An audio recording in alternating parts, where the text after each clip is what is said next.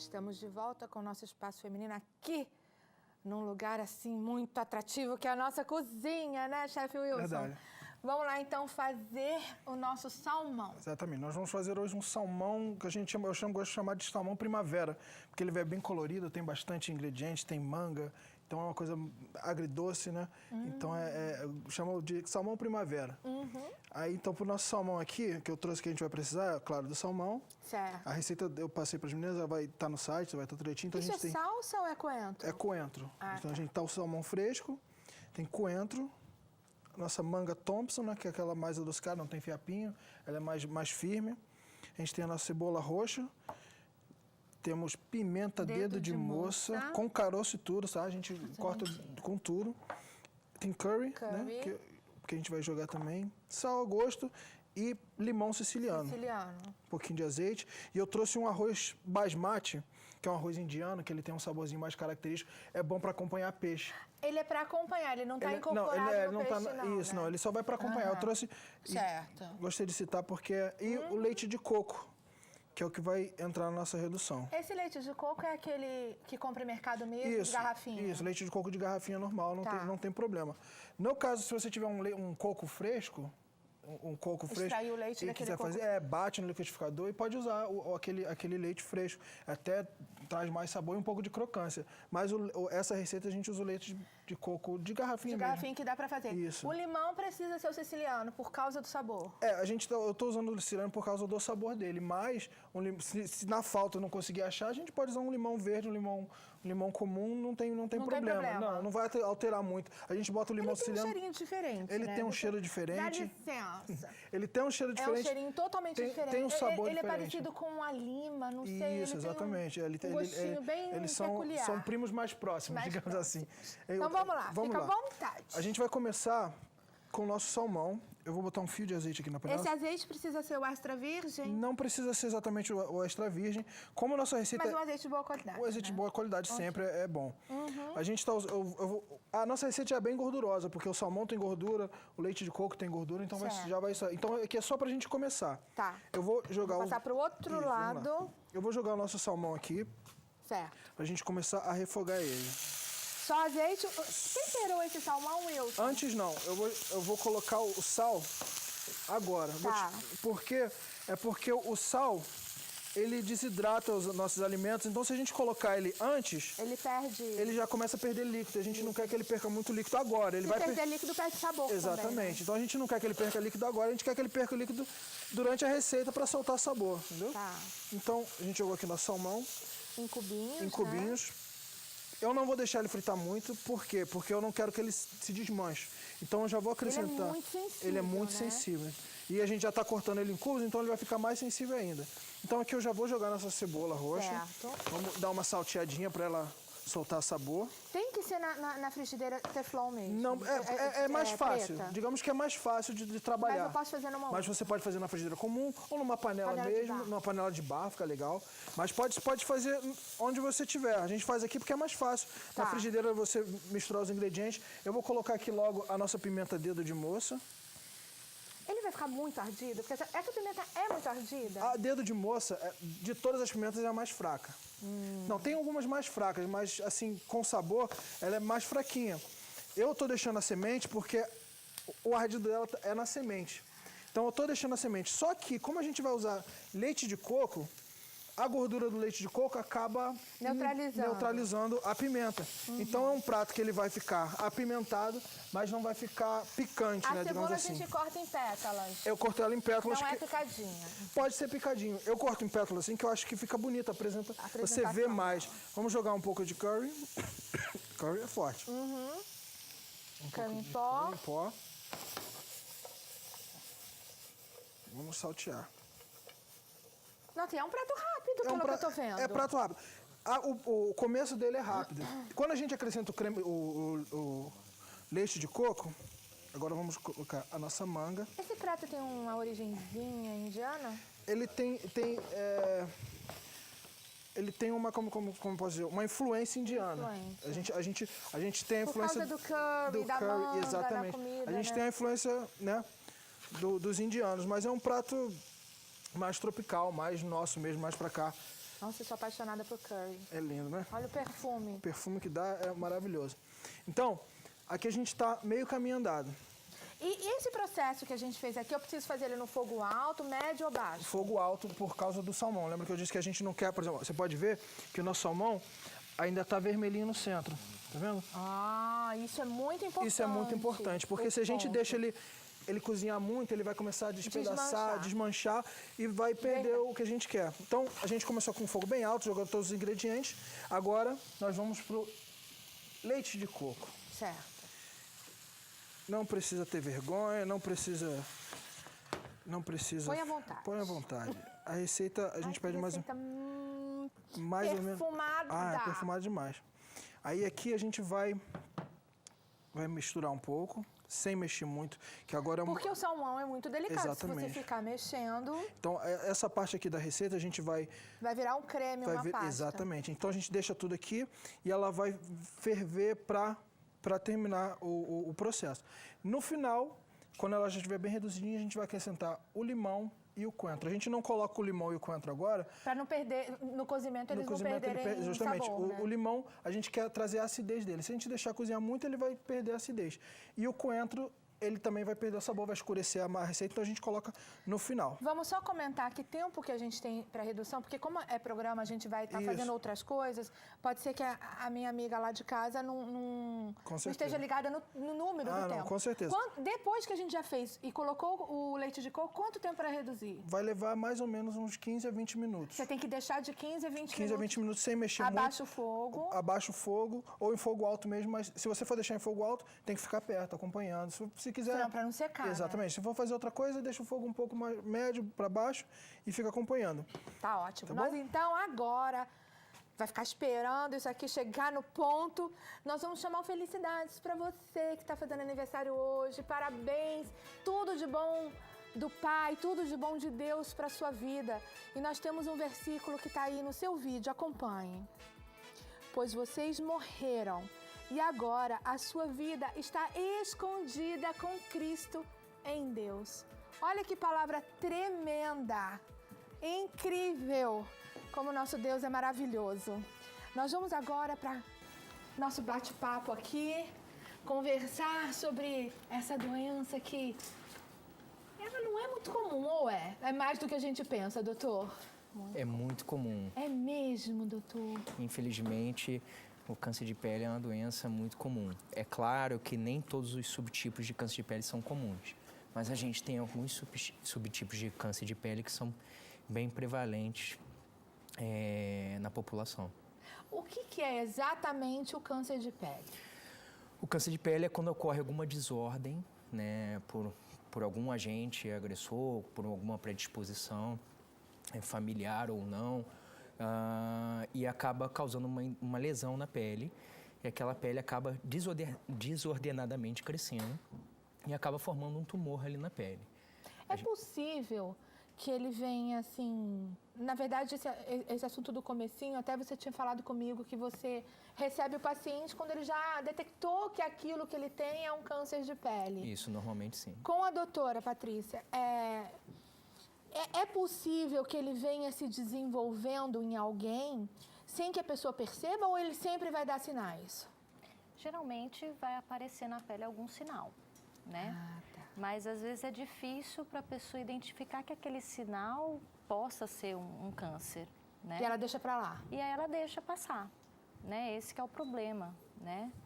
E eu até cheguei a trazer uma figurinha, né, para vocês exporem. Você trouxe foto? Trouxe uma foto, onde a gente tem Vamos passar a foto para a gente mostrar aí Nossa! Isso, as características, né, das pintinhas, né, na pele. A letra está pequenininha, mas você sabe me dizer, me pontuar cada uma dessas figuras? Então, primeiro você vai ter a assimetria da lesão, certo? Né? Então, todo sinal na pele que não é simétrico, bonitinho, onde se você dobrasse ele ficaria como se fosse um espelho, né? Batesse todas as bordas. a gente chama de assimétrico. Ele não é uniforme. Não é uma uniforme. ponta para lá, uma ponta para cá. Exatamente, era todo recortadinho. Recortado. Né? Então, isso é importante. A gente tem exatamente essa borda, né? Que a gente fala onde vai gerar essa assimetria, né? Que é importante, toda recortadinha. Certo. A coloração da lesão, então, às vezes, ela não tem uma tonalidade única, né? Ela tem Ela é várias mais clara tonalidades. num ladinho, no outro mais escura. Exatamente, isso é Pelas importante. fotos, pelas figuras das fotos, parece que todos estão bem escuros, né? A maioria são... Ele desenvolve uma coloração mais escura. Só que eu vou mostrar uma outra foto Tá. onde eu vou exatamente para diferenciar, né, essa questão, porque a gente sempre vai associar com uma pinta mais escura, mas nem sempre, né? Ele pode ser uma lesãozinha ulcerada, como se fosse um machucadinho, que não vai ter, né, como se fosse um machucado Aquele que não machucadinho que não cicatriza. sara nunca, não exatamente, cicatriza. né? Então você não vai notar essa coloração, ele não é, né, rente à pele, né? Ele vai ter uma outra, pode ser saliente. Pode ser saliente. Né? Certo. Então é importante a pessoa notar essas características. Você né? trouxe outra? Aí eu trouxe um outro que exatamente é um outro tipo de câncer, né? Que geralmente dá mais em face, tá vendo? Ele é totalmente diferente daquelas... Bem diferente daqueles. Daquele, entendeu? Então, porque as pessoas associam muito câncer de pele com pinta. Com pinta. Né? E nem sempre, né? Ela pode ter essas características, como... É bem uma característica de machucadinho, né? Aquele machucado, geralmente isso é mais em face, né? E a pessoa... Ela vai se dar conta daquele sinal, né, daquela lesão, porque ela não cicatriza, né? Ou começa a sangrar, ou começa a sangrar por às vezes espontaneamente, né? E aí, então, ela vai procurar um dermatologista para ver. Nós né? vimos aí, então, os alertas, né, doutor? Geralmente, a pessoa vai ver algo diferente na sua pele, conforme essas imagens que nós vimos, e o dermatologista, quando vê que o diagnóstico é câncer, mesmo ele encaminha para o oncologista, é assim o procedimento normal? Normalmente, o dermatologista vai diferenciar que tipo de câncer de pele é. Ele mesmo que vai diferenciar? Ele e através da biópsia, que vai chegar ao resultado conclusivo daquela lesão, e a partir daí vai se trilhar qual o melhor caminho em relação ao tratamento daquele paciente. Por exemplo, o carcinoma basocelular, que é um tipo de tumor de pele mais comum. Isso é o melanoma? Não, são dois tipos diferentes. Ah, tá. O melanoma é um pouquinho mais raro, menos comum. As estimativas do INCA esse ano são de 6.000 casos em 2014, enquanto o basocelular é uma doença mais comumente vista. Então, o dermatologista vai proceder com uma biópsia ou então com a cirurgia, né, com a ressecção completa da lesão. E a depender de que... Essa biópsia é o próprio dermatologista que faz? Normalmente o dermatologista faz, ou se depender de alguma maior complexidade, alguma lesão, ele pode encaminhar para um cirurgião oncológico, algum cirurgião que se sinta mais apto a fazer. Você faz no consultório mesmo, doutora? Ela é feita, é uma raspagem feita no consultório? Geralmente a gente procura já retirar toda a lesão, porque ela já pode ser daí, já pode ser curativa. Entendi. Então, na maioria dos casos, a gente tenta já fazer a ressecção total. Nem sempre é possível, aí a gente pode pegar só um pedacinho da lesão. Você fazendo isso, limpando, fazendo todo o procedimento, quando que encaminha para o oncologista? Geralmente dependendo do tipo do câncer, Sim. né? E se eu conseguir realmente retirar toda a lesão, né? Quando você recebe o resultado da biópsia, ele vai te falar se você conseguiu limpar tudo, né? Então, aí, geralmente, eu não encaminho para oncologia e aí eu fico acompanhando esse paciente a cada 6 meses, eu peço para que retorne, ou se ele vê alguma lesão, porque aí ele já fica mais atento, né? E aí, quando vai para o senhor, é porque já foi mais profundo, já espalhou, alguma coisa assim? Normalmente os pacientes que chegam até mim são pacientes que têm melanoma. O carcinoma basocelular, que é mais comum, é um tumor que raramente dá metástase ou se dissemina para outros lugares. O basocelular é muito raro isso acontecer. Bem localizado, pontualmente Normalmente localizado. a cirurgia, a ressecção pelo dermatologista já resolve a situação. Certo. O melanoma, infelizmente, às vezes sai desse controle. É uma doença que pode ter disseminação à distância. O que significa isso? Ele pode sair da pele e ir para gânglios, que a gente chama de linfonodo, osso, pulmão, fígado e em alguns outros locais do corpo que o melanoma gosta de se espalhar. Ele se espalha assim? Ele vai andando mesmo ou é daqui ele pula para lá? Como é que é, doutor? Então, a gente tem alguns tipos de disseminação do melanoma. Entre elas, a hematogênica, o que é? A célula se desprende e vai pelo sangue, pela corrente sanguínea e se aloja em outro local, como um desses locais que eu lhe falei. Pode ser ali no localmente mesmo. Vai pelo sangue mesmo. Vai pelo sangue. Ou então disseminação local, que vai ao redor daquele local, começa a ter vários sítios, várias lesões de melanoma ao redor. Certo. Ou então até por via linfática, vai para o gânglio, etc. Então, isso vai variar de paciente para paciente. Nunca com toque, tipo, como herpes? Nunca assim, você tocou aqui na lesão, tocou em outro lugar? Não. Certo. Então, e aí a partir disso é que a gente vai determinar qual vai ser a melhor estratégia de tratamento.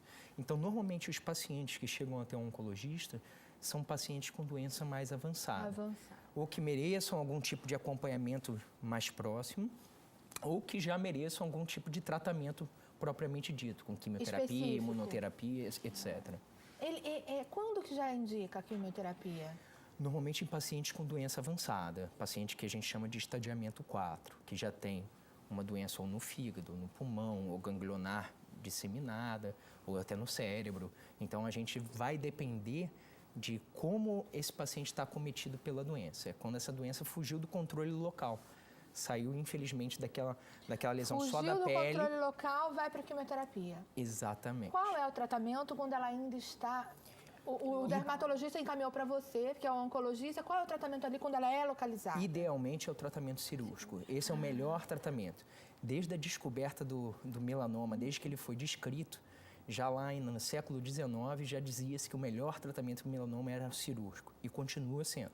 A melhor estratégia para o tratamento do melanoma a importância da gente pegar bem no início. Exatamente. A lesão, é detecção precoce.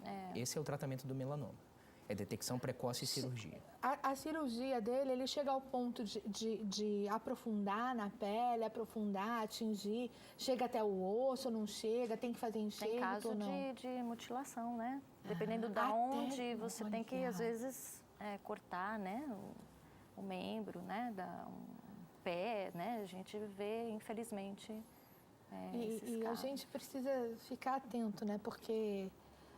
tem uma série de fatores que hoje mais do que ontem, nos dias atuais mais do que antigamente, como o sol, né? Essa compulsão para estar bronzeado que algumas pessoas têm, que isso deve ser assim muito, muito... modismo, né? Porque agora também já está caindo mais, né? Fora do... Antigamente, quanto mais marquinha tivesse, né? Mais bonitinho, né? Não tinha tanto acesso também fácil a essas informações, né? A aquisição de filtros solares, né? Atualmente não, atualmente o modismo vem ditando, né? Que o bonito não é mais ficar aquela coisa vermelha, né? Queimadérrima, né? E muita informação, né? A gente vê muito em televisão. Para ir para o sol, precisa... Qual a diferença do protetor e do bloqueador? Qual que a gente precisa usar? Um ou outro? Na verdade, não tem diferença entre um e outro, né? Todos são protetores solares. O fator diferencia? É real o fator? Ele diferencia, mas bem pouquinho, né? Não é do jeito que a gente imagina. Por exemplo, se eu pego um fator 30 e um fator 60... eu vou ter o dobro de proteção? Não. Você vai ter ali uns de 5 a 10% a mais de proteção. Vai ter diferença entre um 15 e o 60? Aí claro que quanto maior essa distância, a gente vai ter uma porcentagem maior, né? E como a gente está recebendo cada vez mais irradiação ultravioleta, né? Com a perda da camada de ozônio, tudo... Então, raios que antigamente não incidiam, agora estão chegando. Então, claro que todo ganho a mais no protetor é bem-vindo, né? Verdade. Porque, afinal de contas, a gente está num país tropical, onde a incidência é extrema, em todo o ano, né? Não é só no verão. Então é importante as pessoas... Mesmo no inverno, mesmo vamos no supor, inverno. a gente não está com o corpo exposto no inverno, É. mas o rosto vai estar sempre Rosto. exposto. Mesmo no inverno, é bom usar o protetor solar Sim, no rosto. Com certeza, todo dia, né? Diariamente é o correto, né? Você, aonde estiver exposto, sempre está com proteção solar, de no mínimo 30, né? Eu diria, para o nosso país, eu sempre recomendo 30. O número ideal para ser usado é o 30, no rosto. Quando você vai para a praia tomar sol, aí pode usar os de fatores maiores. Exatamente, é o que eu falei, né? Eu acho que todo ganho, né, a mais, porque proteção solar é muito difícil de você conseguir, né? Não é 100%. Então, acho que qualquer ganho a mais que você tenha na proteção é bem-vinda. Então, por exemplo, no uso diário, 30, eu já ficaria satisfeita. E aí, sim, quando você tiver uma maior exposição, aumentar esse fator de proteção. A gente vai para o intervalo rapidinho, já já a gente volta.